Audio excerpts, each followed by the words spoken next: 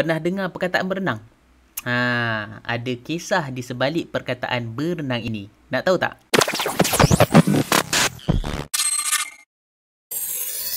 Assalamualaikum warahmatullahi taala wabarakatuh. Bila ditanya pernah tak pergi ke laut, sungai atau kolam untuk berenang, mesti ramai yang akan kata, "Ya, saya biasa sangat pergi berenang." Bahkan ada yang kata saya pakar dan hebat dalam berenang. Semua itu memang biasa kita dengar dari mulut manusia. Apa taknya, berenang di air merupakan satu aktiviti yang seronok dilakukan sebagai pengisi masa yang terluang. Cuma kat sini bukanlah berenang atau bermandi-manda kat laut atau sungai maupun kolam yang saya nak cakap, tapi kisah manusia yang akan berenang dalam lautan peluhnya sendiri pada hari kiamat nanti. Kisah ini telah diriwayatkan oleh Ibnu Umar radhiyallahu an. Beliau berkata, sesungguhnya Rasulullah sallallahu alaihi wasallam bersabda, seluruh manusia akan berdiri di hadapan Tuhan pencipta alam ini, iaitu pada hari kiamat nanti. Sehingga salah seorang di antara mereka ada yang akan tenggelam dalam peluhnya sendiri sampai ke pertengahan telinganya. Hadis riwayat Bukhari dan Muslim. Berdasarkan hadis tadi, dapatlah kita gambarkan di sini rupanya pada hari kiamat nanti adalah sangat panas suasana dia.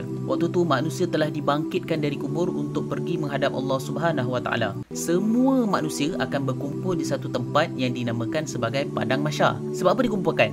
Benda ni semua tahu. Semestinya untuk menghitung segala amal perbuatan manusia ketika mana mereka hidup di dunia suatu ketika dahulu. Buat pengetahuan semua, manusia waktu tu dalam keadaan yang tak sama antara satu sama dengan yang lain. Sebab semuanya mengikut amalan masing-masing. Pokok makannya, kalau banyak amalan di dunia, lain situasinya. Dan kalau kurang amalan di dunia pun lain situasinya. Semua dalam keadaan tak sama. Contoh keadaan yang akan berlaku macam ni. Ada manusia yang peluhnya sampai ke dua-dua tumit kaki. Ada yang peluh sampai ke paras lutut. Ada yang sampai pinggang dan ada juga sampai peluh paras telinga. Uish. Rasanya kalau ada yang sampai telinga air peluh, confirm tengah berenang dalam air jadinya. Dan macam Nabi SAW sebutkan, keadaan manusia waktu tu bergantung pada amalan masing-masing waktu hidup di dunia dahulu. Tapi, ada tapinya. Di sana ada 7 golongan yang mana mereka ini akan mendapat payung arasy Allah Subhanahu Wa Taala dan mereka ini terselamat dari kepanasan dan seksa di padang mahsyar. Siapa mereka itu? Mereka adalah pemimpin yang adil, pemuda yang rajin beribadah,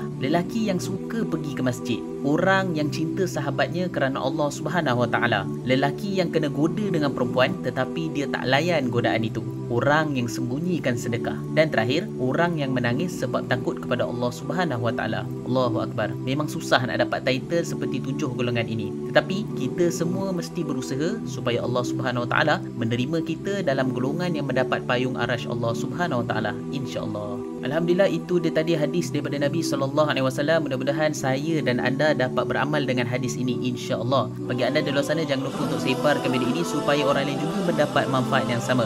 Ingat, bercakap dengan fakta, yang penting jangan auta. Wabillahi taufiq wal hidayah. Assalamualaikum warahmatullahi taala wabarakatuh.